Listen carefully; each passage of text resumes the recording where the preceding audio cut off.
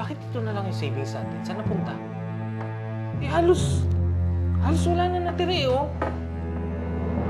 Ayan o, hindi mo ba napapansin yung bago nating rep at bago nating air fryer? Tapos, Han, pinila na rin kita ng bagong shoes. Kung mangutang na lang tayo ng pang-travel natin, may trabaho ka naman, malamang, mababayaran naman natin yun. Pero Han, mahal pa rin. Kung mag-save na lang kaya tayo para sa future ng anak nating si Charles. Diba? Saka lumalaki na yung bata. Tapos, lagi pang may sakit. Ay naku, bisit, puro ka na lang dahilan eh. Han, ang sa akin lang naman, mag-save muna tayo, di ba? Para naman may ipon tayo kahit paano, di ba? Wala tayo. Alam mo, kung alam ko lang na ganitong buhay yung ibibigay mo sa akin, edi sana hindi na lang ako nagpabuntis sa'yo mo kung ka. So tomorrow, anak, suot mo yung bagong shirt. Kahit pagtapos ng klase, isuot mo yun para makita ng mga classmates mo. For sure, ikaw lang mga ganun kasi limited edition yun. Kita ng mga Han, nila. bakit ito na lang yung savings natin? Saan napunta? Halos wala na natira oh. Ayan o, hindi mo ba napapansin yung bago nating rep at bago nating air fryer? Tapos, Han, binila na rin kita ng bagong shoes. Sorry, Han, sobrang busy mo kasi sa work eh, kaya hindi na kita nasabihan na nag-shopping ako. Pati nga pala tong anak natin na si Charles, di ba? Pinag-shopping ko na din yan. Ang dami niyang bagong damit. Nakita ko kasi kahapon yung savings natin. Tapos nakita ko okay naman. May ipon naman tayo. So, ginamit ko muna. Pero Han, emergency funds natin to. Bakit mo gagalawin? Hala, grabe ka naman. Wala na bang wala na ba akong karapatang galawin yan? Asawa mo ko, Aldrin. Pero ang akin lang naman, Han, kasi nga, emergency funds Okay natin na to yan. Ang mahalaga, masaya yung asawa mo. Sabi nga nila, happy wife, happy life. Diba? Tignan mo maganda yan.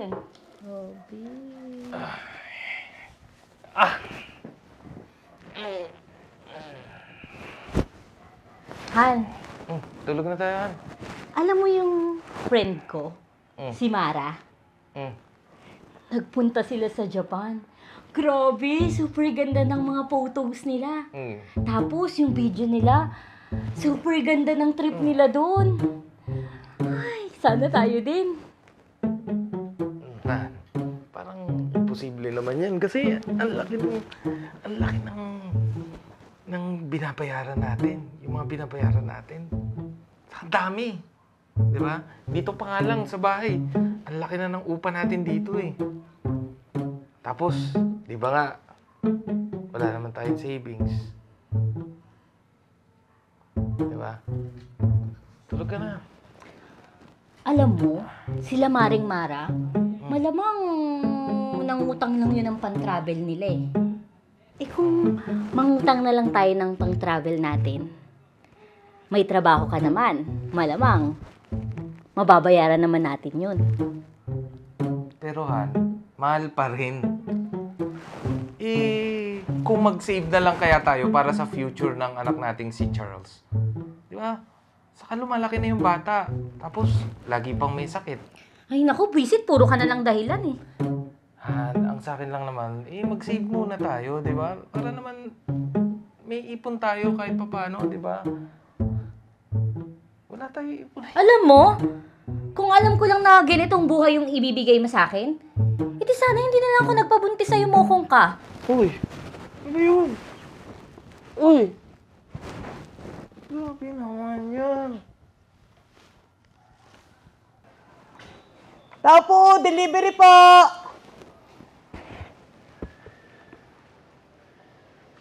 Delivery! Ay, bossing, delivery po. Ano yan? Shopping item po, delivery para kay Miss Betty Reyes. Sige, dito yan. Akin na. Model na naman pala sa online shop yung asawa ko. Eh, ako, bossing. Libangan talaga yun ng mga babae. Ang mamahal pa naman niya. Charles! Han! Ay, sige, sige. Mauna na ako. Charles! Han! Han! Han! Si Charles! Han! Charles! Anong nangyari? Inaatake na naman si Charles!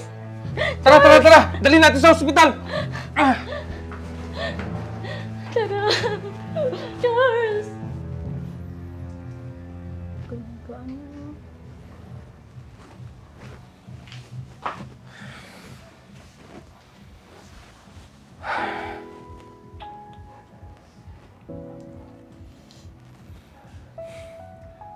Han, ano daw sabi ng doktor? Kailangan daw maoperahan agad ni Charles. Dahil kung hindi, baka kung ano pa mangyari sa anak natin. Paano yan? Mukhang malaki-laking pera kakailanganin natin para dyan. Wala pa naman tayong savings. Basta, gagawa akong paraan. Iisip ako.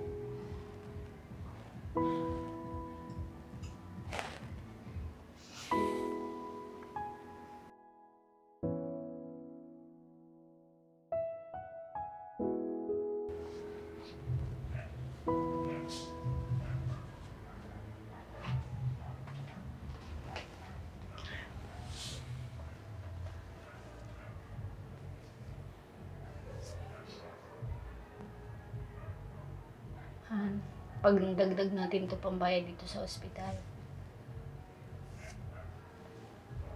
Saan to galing? Han, binenta ko na yung kung ano-anong gamit na binili ko online. Sorry, Han. Naging magastos ako. Pati emergency funds natin, ginalaw ko.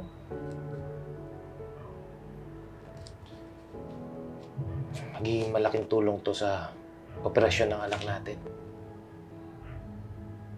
At sana maging leksyon na lang sa atin itong nangyari na to.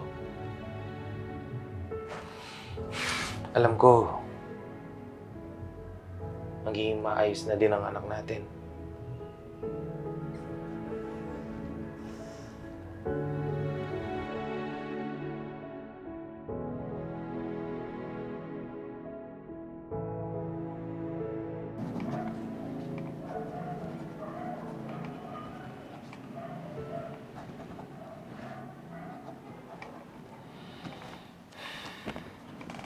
Ano nung ginagawa natin dito?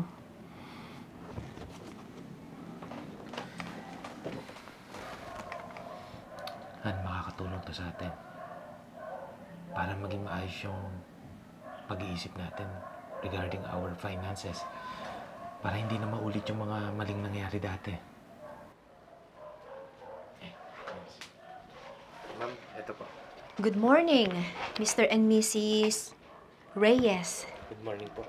By the way, ako po pala si Kate Valencia and ako po yung magiging financial advisor nyo. Naku ma'am, maraming salamat po. Sana po mabigyan niyo po kami ng advices regarding our finances po. Matulungan niyo po kami. Sige po, ano po bang concern natin? Ma'am, regarding po kasi ito sa kawalan namin ng kaalaman sa pagbabudget at paghawak namin ng pera namin. Dumating na rin kasi kami sa point na kung kailang emergency, dahil sobrang wala kaming alam sa financial management. Kung kailang emergency, saka wala kaming pera. Like yung nangyari nung nakaraan, kailangan namin ng pera dahil kailangan namin dalhin sa ospital yung anak namin at kailangan operahan. Wala naman kami madukot na pera. Wala kami. Ano po bang pwede namin gawin, ma'am? Thank you sa pag-share ng experience nyo about this. Actually, hindi madaling i-share yung family problem, lalo na financial struggles. And kaya po tayo nandito ngayon sa meeting na to is para pagplanuhan yung future. Tama ba? Tama po, opo. Grabe po kasi yung stress na naranasan namin dahil dun sa sitwasyon na pinagdaanan namin. Naiintindihan ko po kayo, Mrs. Reyes. By the way, kamusta po yung anak nyo? Okay na po siya. Sa awa ng Panginoon, nagawa namin ng paraan na maoperahan siya. That's good to know. Actually, isa ito sa mga kinatatakutan natin as parents. Parang feeling natin rock bottom na. Pero laban lang. Kasi this time, pagpaplanuhan na natin yung future. And siguro mas maganda talaga magsisimula tayo sa emergency fund and health protection, life insurance, and health insurance. Bakit mahalaga yung mga ganito? Kasi life is very uncertain. Kagaya ng nangyari sa family ninyo. Sinong mag-aakala na may kakaroon ng sakit sa pamilya and walang may kagustuhan nun? And the reason why we are here as your advisors is tutulungan namin kayong i-guide para sa hindi na maulit yung mga ganitong bagay. You will meet all sorts of people.